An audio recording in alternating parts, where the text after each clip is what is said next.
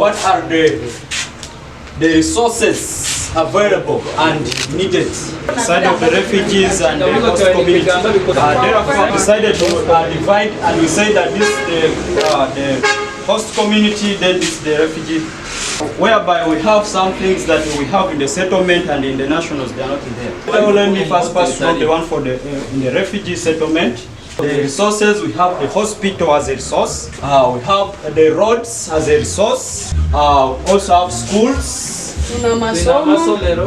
we have water bodies, yes, we have markets. Yes, those are some of the things that we have in our settlement. When you check on the side of the host community, they have land. Whereby in the refugee settlement we have no land. The refugees, they don't own land. Even they have no land titles. Then we have heat as resource. Power, sorry, it is power. So when we talk about power, I mean electricity, energy. Those are the national side. For us there, we use solars. Also, they have the markets, schools, water. However, we talk about all these resources, they are all not still needed. When you say about road as a resource, when you check about our roads here, they are actually not improved. Then let's talk about who are the actors that can provide them. Water is SAMIS, the hospital, MTI, the market, still the government, schools we have FinChat, Save the Children. Yes. Then when we check on the side of the hosts, we have the schools, that is the government. Then the market, still the government. So those are some of the what we try to get for you. And then we go to the last question. All this, in case you're being given maybe a store, what such kind of thing, the host community and the refugee, where should you put it? I always say we put it in the middle, whereby we actually put it in the middle because we need the distance from the refugee and the host community. They should balance the middle part, such that these people it should not be far from these people. Should be actually be easy for them to access. Even hosts have similar needs, but very different actors that respond to these needs. What brings refugee and host community? And first, forestation. Secondly, we have enough food at home. Then thirdly, kitchen garden. If I talk about this kitchen garden, those are gardens that actually live near the kitchen. Then the other one is the reduction of assistance, e.g. cash and food. For the refugees, I believe you guys are aware that before everyone was allowed to get cash and food. This time around, drum issue has caused a lot. Then our second question was how were the training conducted by who? Here we found our training by training on saving groups by FRC and LWF. I think these two NGOs, the FRC and LWF, they have been moving alongside in the house community at the same time in the camp. Then on the radio station, that by radio presenter and local government. The other one is farming groups by Agris Foundation.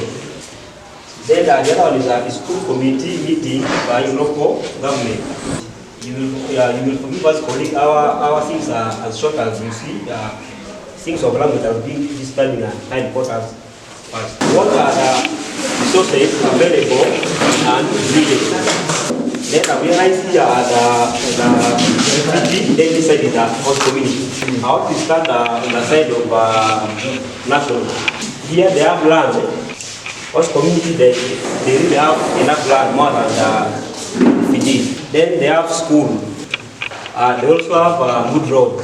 They are also allowed to move actually freely. If I come back on the refugee side, we have good schools. Nationals actually they travel from Burkina national side to come and get school service. We also have good hospitals. we have road, but they are not good as the national side. We also have a good classic market that brings businessmen and women from different areas. There is a person here who are the actors that can provide them. Here we have on the national side, on the Amida community, we have local government. There is NGO. If I talk of NGO, there are other NGO like Hunger Fighters, LWF, at the same time NRC.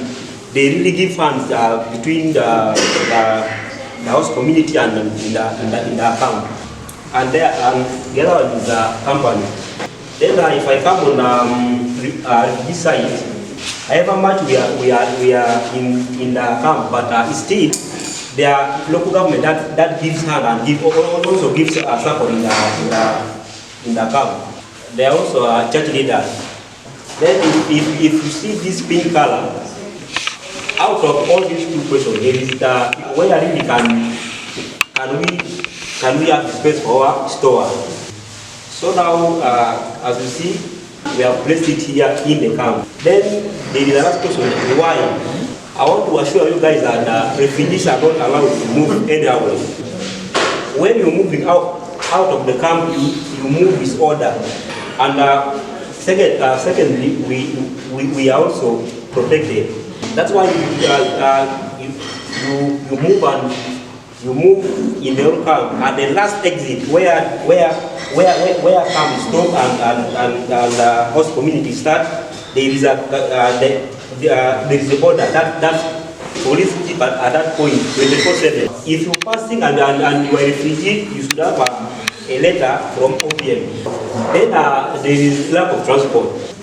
Then in between the camp, we have more chance of getting support from NGOs. Yeah, she's saying there is a lot of protection within the settlement, in that if they have a store, for example, and they have stocked their goods, it's very rare for the thieves to really break through the camp compared to the way thieves can easily steal.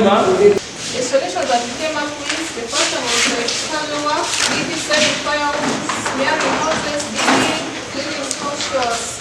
So the second one was like vocational skills, e.g. shoe making, repair, shoe making and repairing, dressing, tailoring, carpentry, brick making and catering. Since like in the camp, you see, there are those organizations like in World Child Canada, they emphasize on those issues like if you're a dropout student or you like don't know what to do, they take you for those particular skills. After which, after some months, you come back with some skills of making these things and to earn a living. There's also forming saving groups that at least can, in case like if you have got some problems, they can help you some loans, after which you return after. There's also business and trading, e.g. selling shoes, gloves and hardware, also like you sell in the street vending, I think, yeah. Handcrafts, e.g. making basket, mats, and so on. So, rating, those who are like educated, you can be employed by the NGOs and you act as, you might be a cleaner, security guard, and what goes on. Also at the learning side, you can be a fisherman, mobile money agents, hotel management, selling food and drinks. Also working in bars and lodges. You can even open up a shop that is generating electricity that is charging cost for money, operating riding mills. So the second one was like saying what are the barriers that people face in applying the non-agreed options above. The first one is lack of capital, poor means of transport, lack of enough skills, lack of access to computer and electricity, poor access to market, government policies that do not favor some individuals, insecurity, high costs involved in repairing cycles. So the last one was that's like if we should do like what are the resources available and needed, and we were tasked by like they gave us 2 cards and they told us to see which side is for refugees and which is for host. And so we placed this side for refugees and other is for host communities. And the available resources that we came up with in the refugee settlement, the first ones we have schools, markets, churches, roads, water sources, playgrounds, security centers, police stations, work computer centers, centers, stores, health centers, office of the Prime Minister. Then there's a difference between what refugees have, of course, and what the hosts have. What the hosts have, they have schools, markets, roads, free water sources, playgrounds, police stations, health centers, administration block, and the sub-county. So what are the things that are needed? We have vocational centers, research centers, use of modern tools like tractors, harvesters, and agronomic tools like irrigation pumps.